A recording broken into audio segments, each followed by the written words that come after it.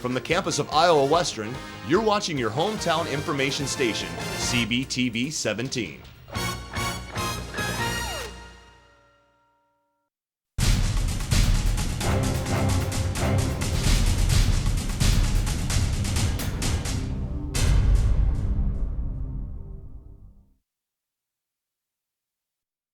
Where's the Reavers, baby? We're going to the top, baby.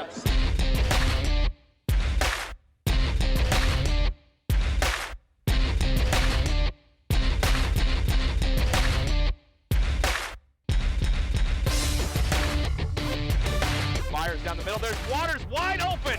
Waters to the 20, to the 10. Touchdown. Takes the handoff, and now Munoz loses the ball. The Reavers scoop it up, and that's Jeff Grell. Jeff Grell's going to score the touchdown for Iowa Western. Now looking to the left side, Marquise Hill. Touchdown, Iowa Western. Quarterback throwing to the corner of the end zone. Can they get it? Yes, they can. Marquise Hill, touchdown, Iowa Western.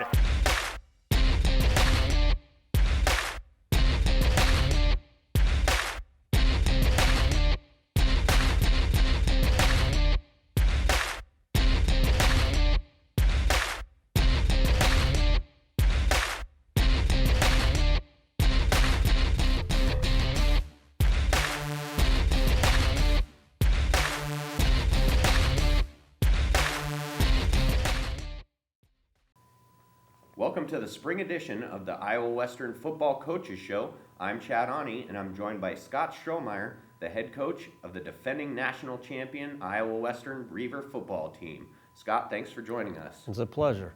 Let's talk a little bit about last year, an undefeated season capped off by a national championship. Just talk about the journey. Well, I think going into last season, we knew we had I wouldn't say that we knew we were going to be national champs, but we knew we had a special team, a special group of guys that really bought into the program and worked extremely hard, and they earned it through their time here in the off season and fall. But it was a great run. Just to see them after, I guess, was probably the most rewarding. Is all that hard work, all the things that we put them through, to see them come out on top. 16 players moving on to Division I schools. A lot of successful Division I programs as well. Can you talk about how proud you are of some of those guys? Well, I think, anytime you can move them on, it's a testament to, the assistant coaches, how the school has prepared them academically as well. So it's always nice to hear.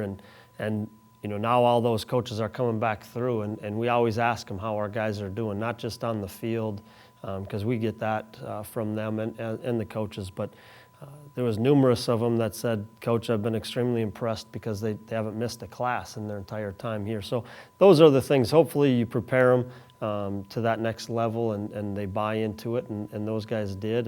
But it was a special group, and we'll be seeing them on Saturday afternoons on TV.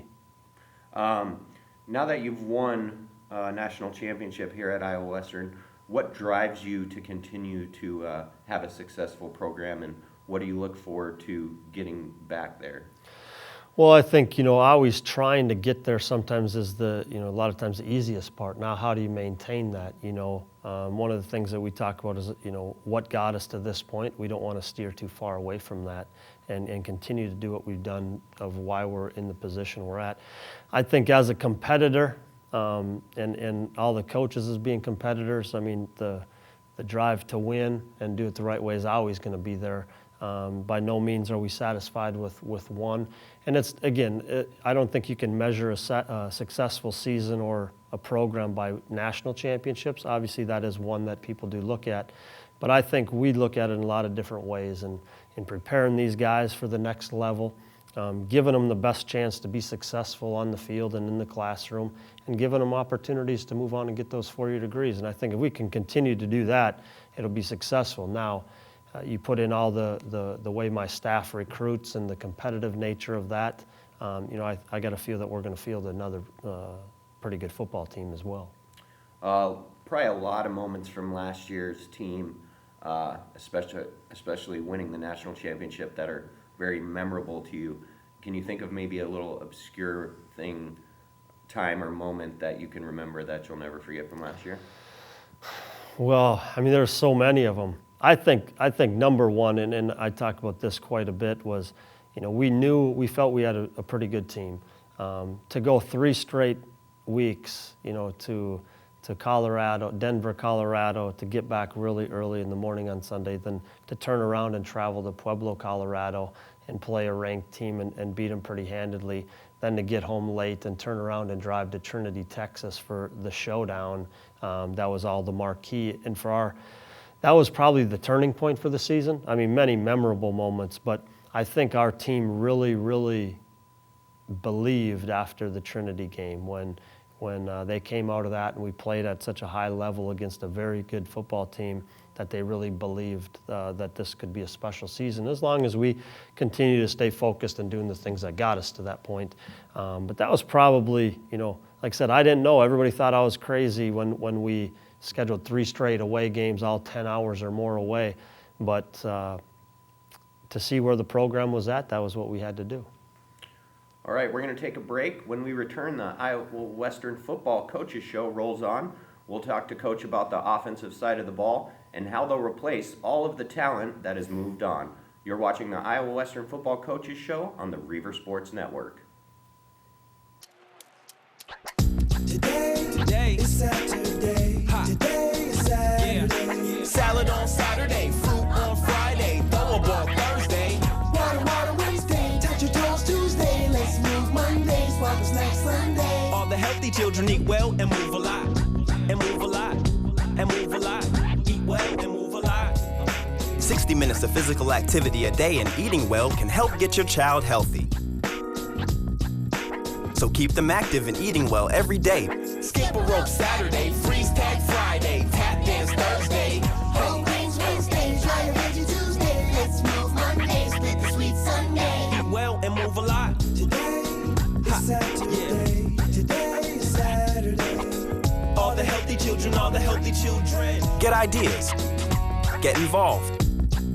Get going at letsmove.gov. That's letsmove.gov. Hi, how are you doing today? What looks good? Our special today is shrimp scampi. It's been sitting around for about a week. Excuse me, what time are you guys leaving? We're gonna rob your house tonight. Don't you wish there were warnings to protect you from life's risks? With diabetes, there is one.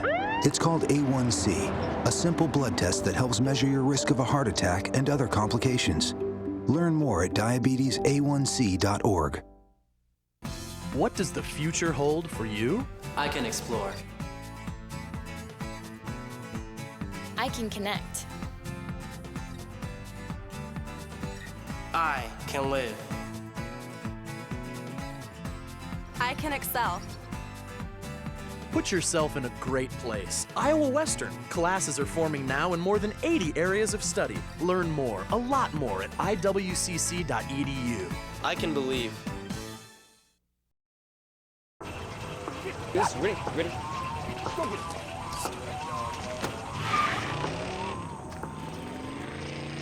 Oh, come on, Randy. Animal shelter, here I come. And no, I'm not crazy or emotionally damaged. That's a stereotype. I just belong to a total loser. I'm a good dog. So if you want a pet, adopt. And if you see Randy, tell him he dropped his wallet.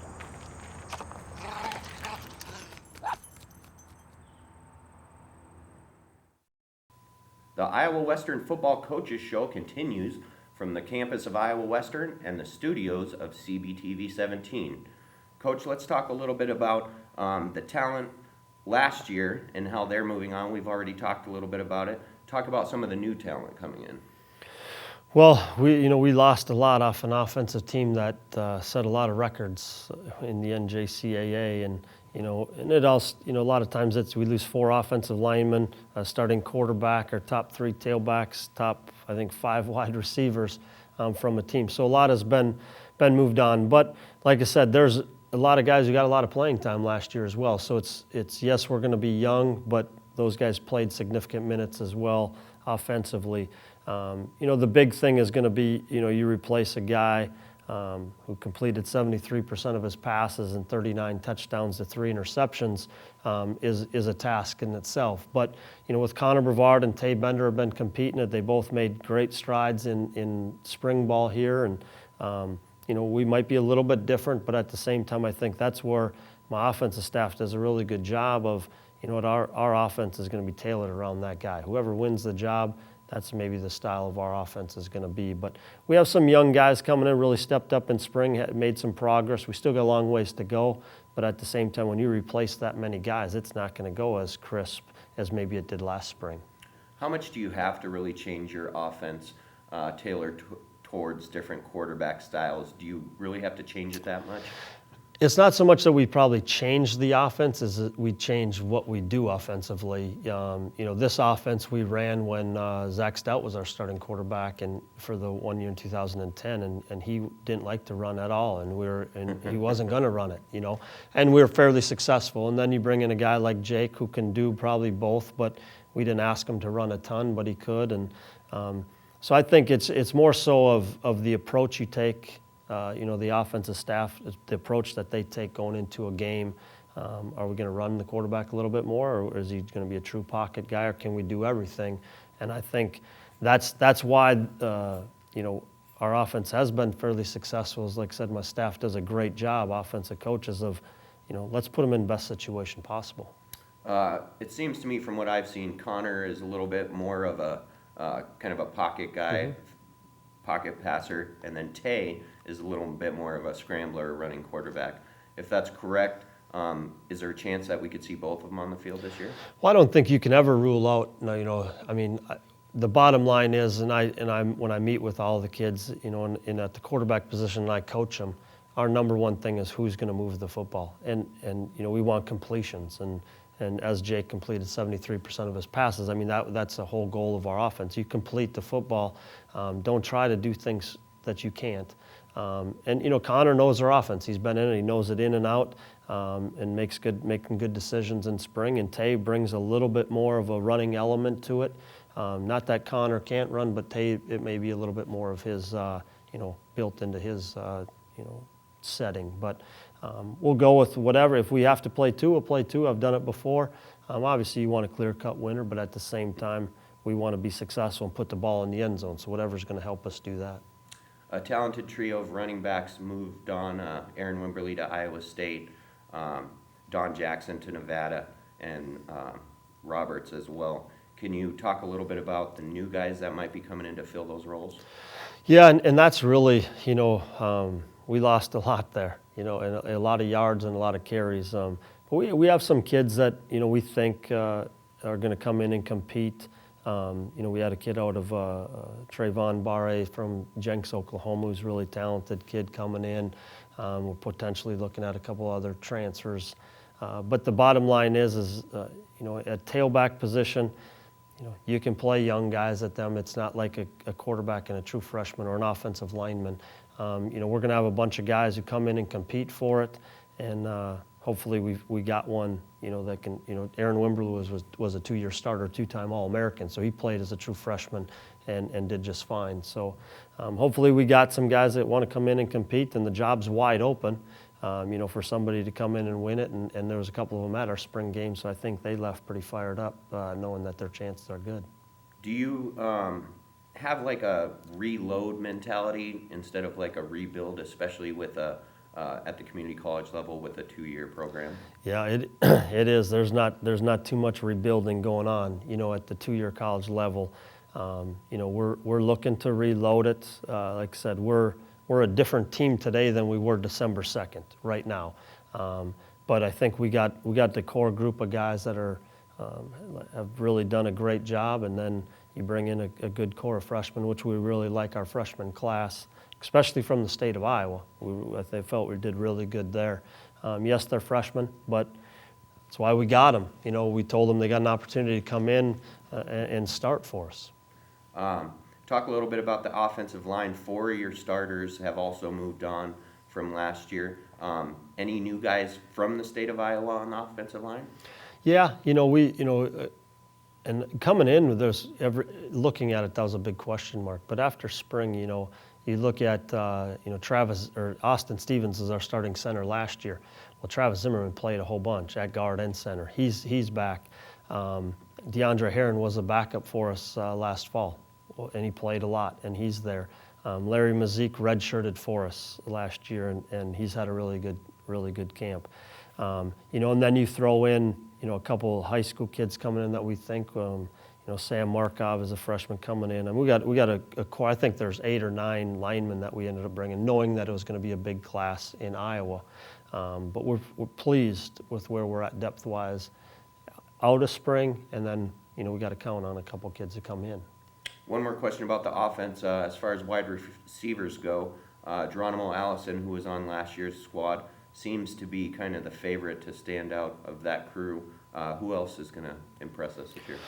Well, again, we got to replace some really talented ones there. And Geronimo has had he was one of 2 true freshmen to start on offense, him and Austin Stevens off of last year's team that are coming back. So Geronimo's had a really good camp, drawn a lot of interest, kind of taken that position that Dion played last year, but Geronimo can play other positions as well. Brian Johnson, I just had an individual meeting with him, and he really made some strides in the spring, and I think we got better. We got hurt with injuries in the spring, so it was really tough to get some true evaluations on some guys. It's going to be wide open. We're excited about our freshman class coming in there, especially the kids from Iowa again, and they're going to have a great opportunity to come in and play. All right, we're going to take a break, but when we return, we'll talk about the other side of the ball, the defense. You're watching the Iowa Western Football Coaches Show on CBTV 17. Up, college is hard. Down, those books are heavy. My sport is football, but my passion is education. Right up here. So every year I take promising high schoolers on a college tour lights there, darks there. to show them that higher education means a brighter future. My name is Nnamdi Asamoah. I don't just wear the shirt, I live it. Find out how you can live united for education. Give, advocate, volunteer. Go to liveunited.org. Do you wear this?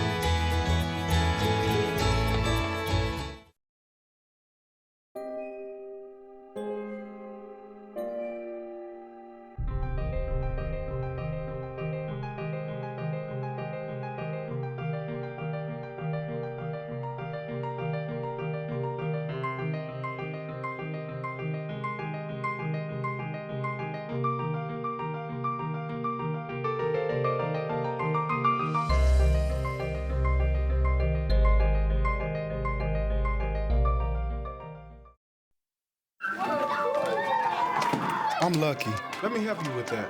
I get to do something I love. It has nothing to do with touchdowns or titles. Everybody bring it in. I get to play a part in the life of someone just starting out. How many of you think homework is just as important as teamwork? I help keep kids in school. Good. And that's the name of the game. My name is LaDainian Thomason. I don't just wear the shirt, I live it. Give, advocate, volunteer. Live United. It's Elmo. And I'm Secretary Kathleen Sebelius. Elmo and Secretary Sebelius are here to tell you how to stay healthy this flu season. First, you learn to sneeze into the bend of your arm like this. Oh, very good. Always wash your hands really well. And remember to have a plan in case your child is too sick for school, so someone can stay home with them until they get better. Stay healthy, America.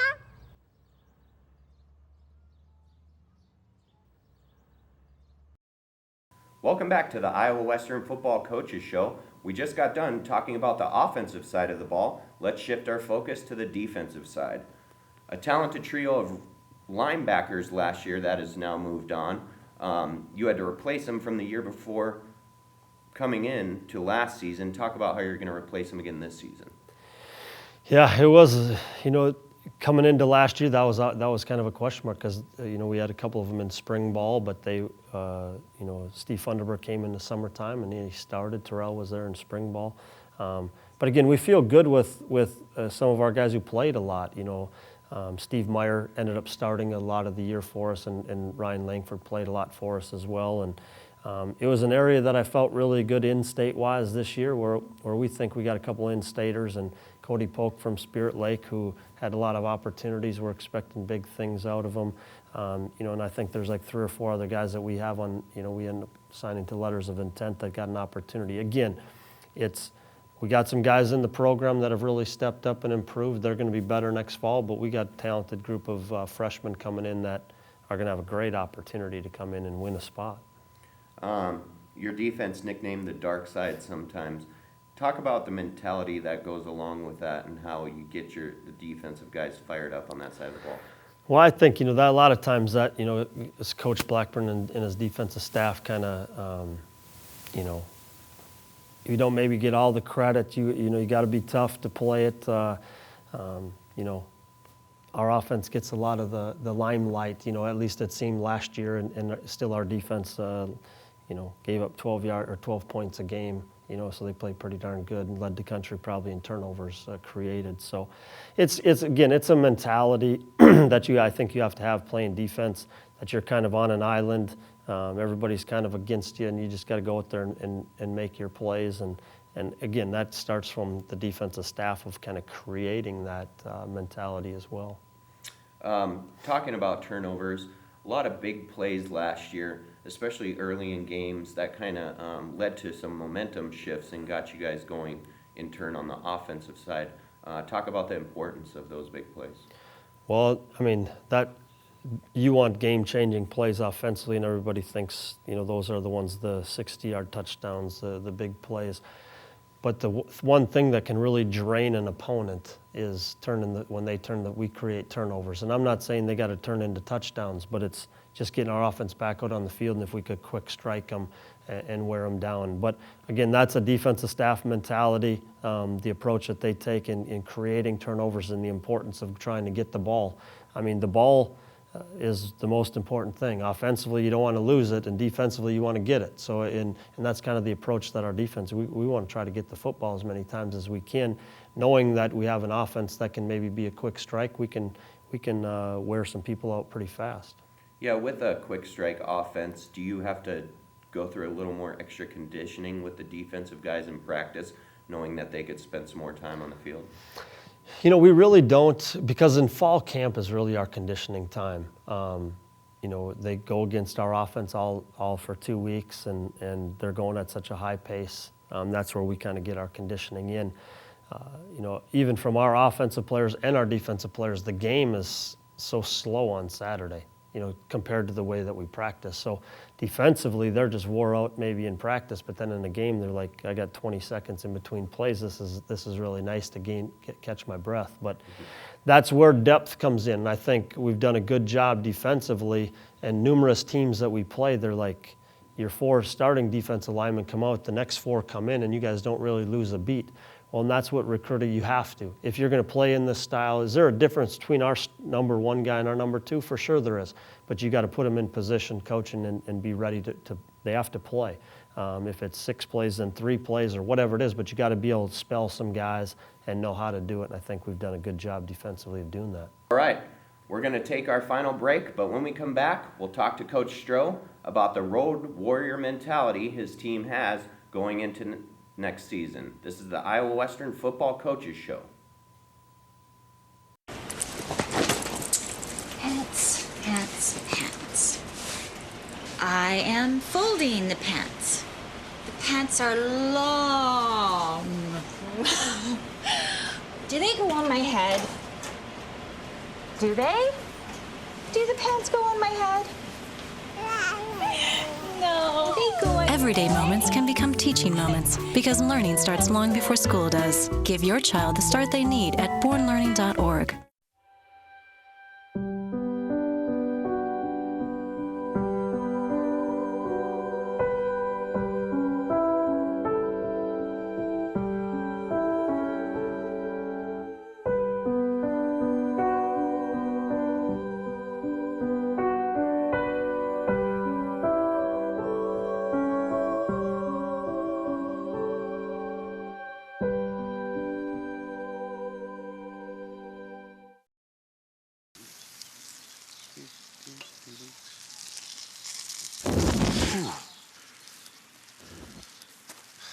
Here we go. What?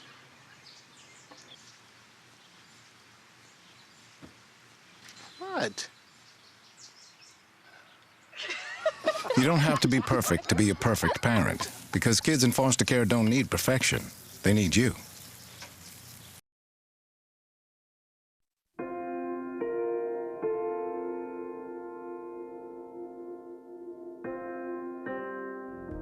I really didn't want to tell anybody, and I didn't. Hiding sadness makes you more and more sad. If you're strong enough to just open your mouth, that's all it takes. The healing is in me and can also be extended to others. Giving voice to what you're feeling is part of the healing. I'm home, and I love it. I'm home, where I belong. It's always nice to come home, but many Americans are at risk of foreclosure and losing their homes. Making home affordable from the U.S. government has already helped over 1 million struggling homeowners like these. The sooner you act, the better chance we can help you. I'm home, where I belong. We're back in the studios of CBTV 17 talking with head coach Scott Strohmeyer.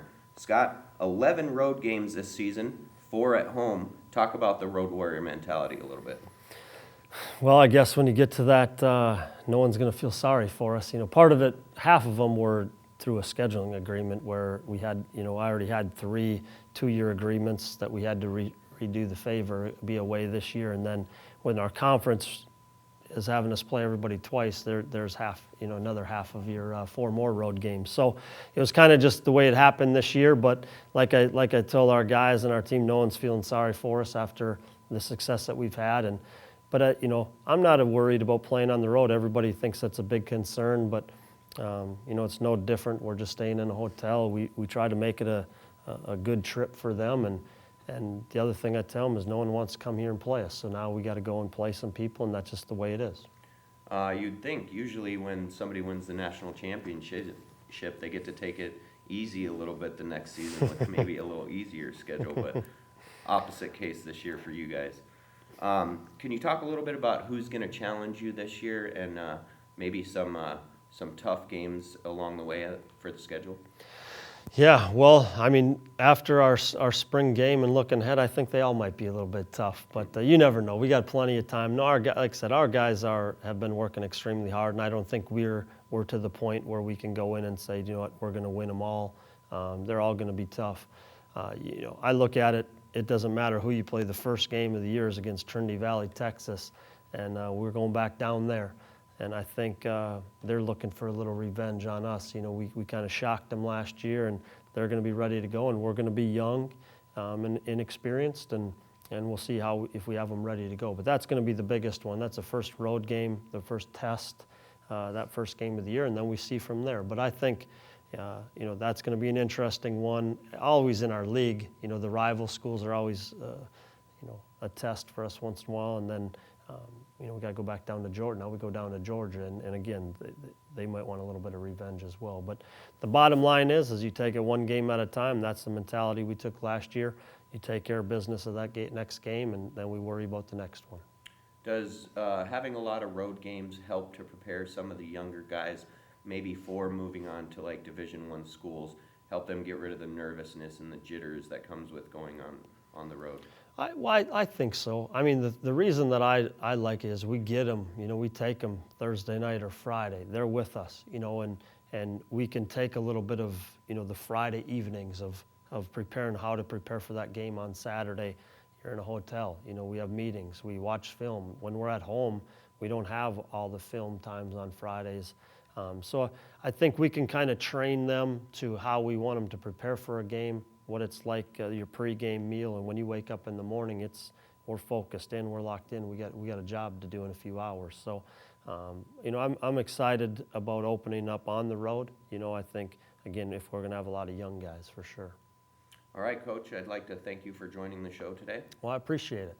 Thanks for coming on. Today we are looking forward to another great season of Reaver football. Thank you for watching, and we'll see you in the fall. This has been the Iowa Western Football Coaches Show on CBTV 17.